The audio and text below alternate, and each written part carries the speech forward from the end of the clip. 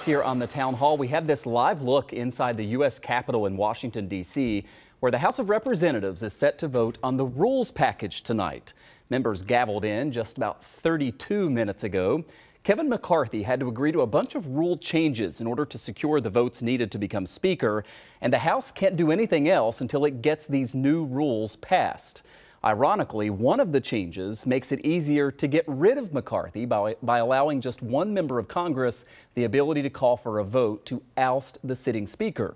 Now, the package will also end the long debated and sometimes hated proxy voting. Members moving forward will have to actually be there in person for the yeas and nays. Well, this morning, Western New York's newest Congressman, Nick Langworthy, spoke with reporters at the airport before he went back to D.C. for this vote. He said he's confident the rules package will pass. He supports many of the changes, including single-issue bills and more time to digest and read legislation before having to vote on it. We have to tackle these issues one by one. Single-issue germaneness is important. That's one of the rules changes that I was pleased with. One is a 72-hour policy where the bills must, be printed for 72 hours before we vote on them. 4,000-page bill. Well, we have to pass it to find out what's in it. That's not fair to the American people that sent us there. NBC News reports that all 212 Democrats in the House will vote against the rules package this evening. Meantime, Representative Langworthy also spoke out about President Joe Biden's visit to the Mexican border yesterday. Like most in the GOP, he is critical of the administration's handling of the humanitarian crisis there.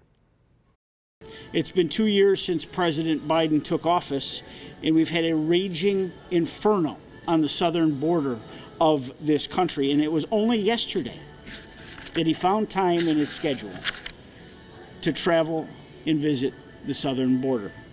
Our porous border flashes like a neon sign at a 24-hour diner. Come on in, we're wide open. There's nothing stopping you from just coming into America. Langworthy said the president is turning a blind eye to what he claimed has been more than 5 million illegal crossings since Biden's inauguration. Right now, the president is meeting with North American leaders during a 2-day summit in Mexico City, and immigration is among the top issues. Joining us live now to talk about all this is Dr. Myron Glick. He is the founder and CEO of Jericho Road Community Health Center here in Buffalo, which supports the Vive shelter for refugees and asylum seekers. I know Vive has been at full capacity for months. Thanks so much for coming on. It's a pleasure to get to talk with you. And we just heard there from Congressman Langworthy with his concerns over migrants coming into the country. I know your concern sort of comes from the other side of the debate, worried that making it harder to seek asylum could also make it more dangerous for people who are fleeing terrible circumstances in their home countries. How do you view the debate that we're having as a country right now at what's happening at the border? I do believe that Representative Langworthy is neglecting to keep in mind the fundamental rights that we've had in this country to be able to plead for asylum. And this Title 42 law takes away that fundamental right to people who are real people who, from a humanitarian standpoint, have many of them have taken years of incredible challenges to get to that border. And to turn them away indiscriminately without allowing their case to be heard is forgetting about the common human decency that we should all extend to our fellow man. This is, of course, a heated political debate, and people are on different sides of that watching us right now. What would you say to them when you talk, though, about the humanitarian side of this and that these are human beings, as far as stories that you've heard from migrants who are at Vive as we speak right now? Yeah, I mean, every night we shelter 100 to 150 people. These are families with children, people that have suffered so much. It's not unusual for us to hear of their journey from, say, Brazil to the Mexican border. Maybe they lost a child as they were crossing one of the rivers. Most of them know someone who died along the way, who were robbed, women who were raped, people who were not treated well. And then when they cross, oftentimes they're in detention, and then eventually they make their way up to Buffalo. These are folks who fled horrible things in many other countries, and they're just looking for a place to call home that's safe, And so while it's complicated and while there's no easy answers, we cannot forget to be just decent human beings to our neighbors who are coming up through the southern border. Seems like we've debated this for so long.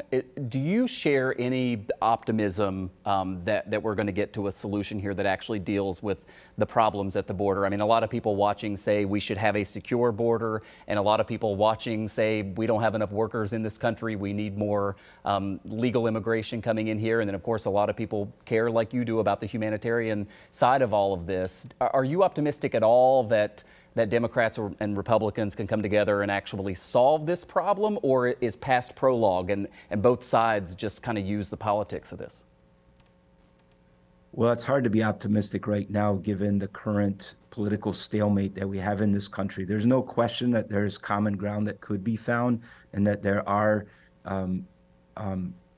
objectives that both Republicans and Democrats have agreed on in the past, and we almost passed, a comprehensive immigration policy reforms in the past. I guess I'm hopeful that eventually we'll get to that point, but right now in this moment, I think we're in a stalemate, and it's very difficult moving forward because we don't have leadership, we don't have enough of a common ground between at the congressional level.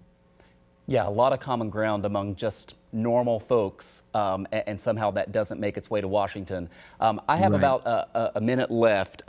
What can you share with us in terms of the people who are at your shelter right now and people who are getting assistance here in Western New York about how they feel watching this all, come to the forefront with the president visiting yesterday and the debate we're having now at the border?